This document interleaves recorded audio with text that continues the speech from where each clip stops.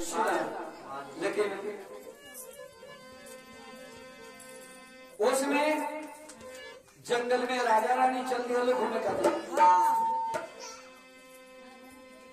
राजा साहब जब जंगल में घूमे लगने, भगवान शिव परीक्षा लेवे खातिर माता पार्वती जी साथे अवतरित भेली। और जंगल में जब घूमे लगले, दोनों मूर्ति घूमत घूमत जब पहुंचा था नहीं कुछ दूरी पर, तो ब्रह्मा जी की माया बनाओगी कि राजा भद्रासुर के नीचे दिखावे खातिर, इनके भक्ति भंग करे खातिर, काहे से कि राजा भद्रासुर भगवान भोलेनाथ के असली भक्त रहे। उस समय ये बतावल गई राजा रानी का परीक्षा लेवे खातिर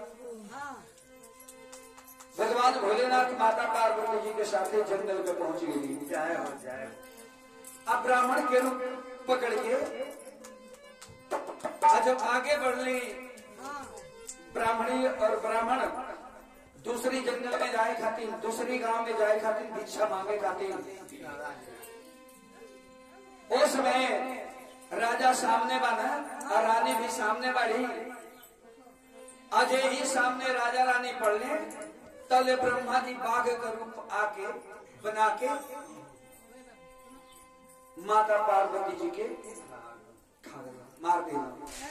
और जब मार देना, वही समय ब्राह्मण रोहतनी कहतनी, उसमें रो रो के ब्राह्मण बोले, तुम कैसे क्षत्रिय हो, कैसे तुम राजा हो, एक नारी की तुम रक्षा नहीं कर सकते हो, किसी अबला का रक्षा नहीं कर सकते हो, तो तुम राजा कैसे भी राजा हो, कैसे योग्य राजा हो।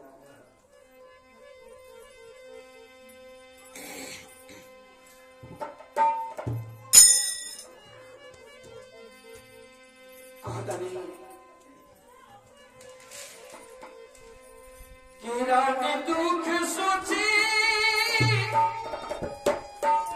अब रवतानी, राजा तोहरे सोकावा के पाप लागी, विप्र के दिलावा में आग लागी।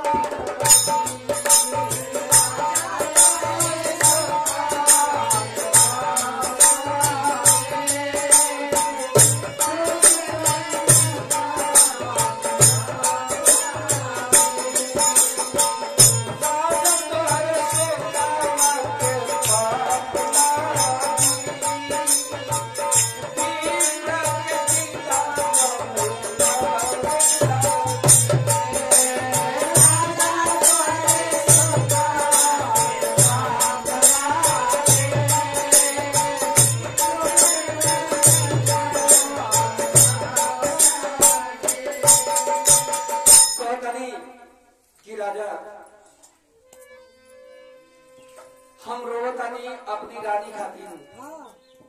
रानी के जब बाग उठा के ले गई, तू राजा तीर धनुष लेके जंगल में हर जानवरन के मारा था, तू वीर कहाए खातिर। लेकिन हम एक ब्राह्मण है, अब ब्राह्मण की औरत के ना बचा पोला, तो जा तोहरा के श्राप देता नहीं, तोहरा के इस श्राप बा कि अपनी राज्य में, अपनी राज्य से बिछुड़ जाइबा। कभी तो के राज के सपना देखत रह जाइबा, लेकिन कभी तो के भला ना होई, तो के मुक्ति ना मिली। तरह तरह के बात सोचे लगना, कहला कि हे ब्राह्मण, हे देवता, हमसे भूल हुई है, हमको भूल हुई है तो माफ कर दो। तुमको औरत चाहिए, तुमको धन दौलत चाहिए, चाहे हमारे घर पर चलो, तुमको जिंदगी भर मैं बैठा कर खिलाऊंगा। राजा ने ऐसे बोला।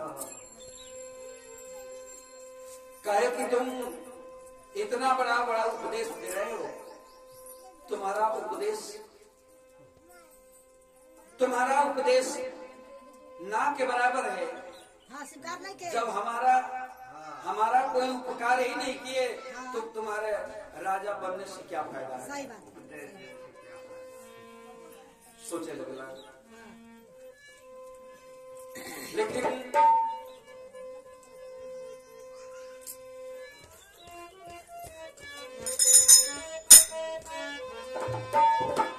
ब्राह्मण के देखाया करे बिलाप पाप करे सुधार।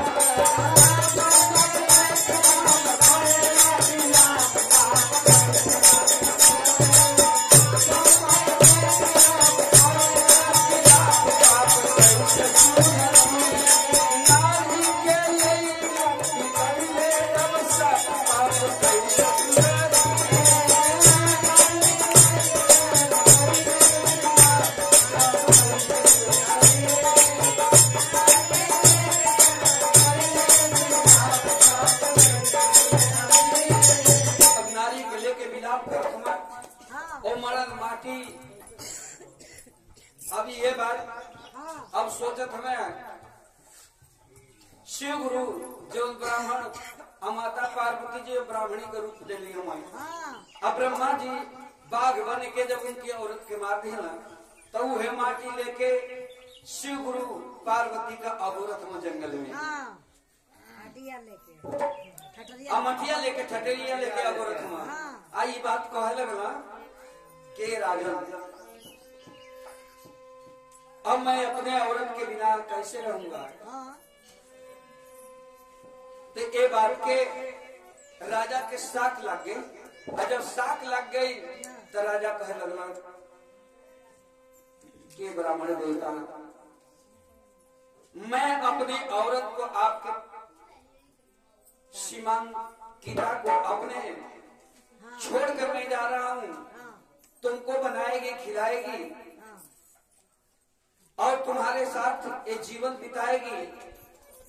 अब मैं सूखी लकड़ी का चिता सजाकर और राजा उस पर सवार हो जाता है, बैठ जाता है, कहता है कि मैं जल कब मरने जा रहा हूँ, अब मैं मर जाऊंगा तो नहीं देख सकता हूँ, और जिंदा रहूंगा तो अपने औरत के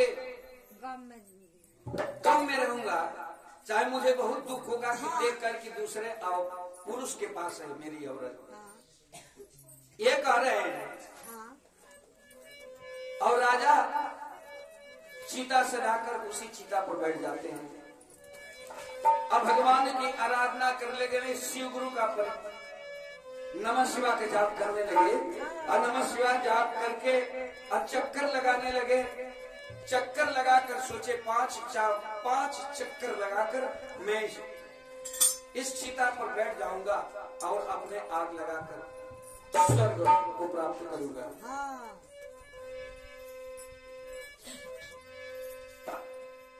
लेकिन नमः शिवाय करके आग लगा के जब चारों तरफ लकड़ी हु करके जलने लगी, धू करके उसी पर राजा बैठा हुआ है और नमः शिवाय कह रहे हैं।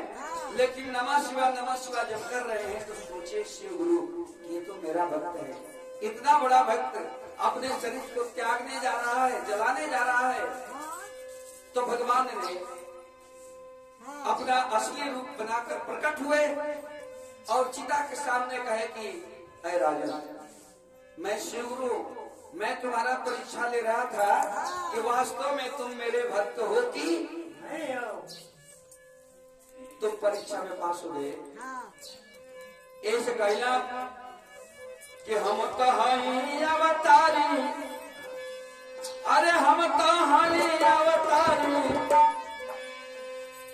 अब बचौलीस, अरे हम तो हई अवतारी, धर्मवा के लिए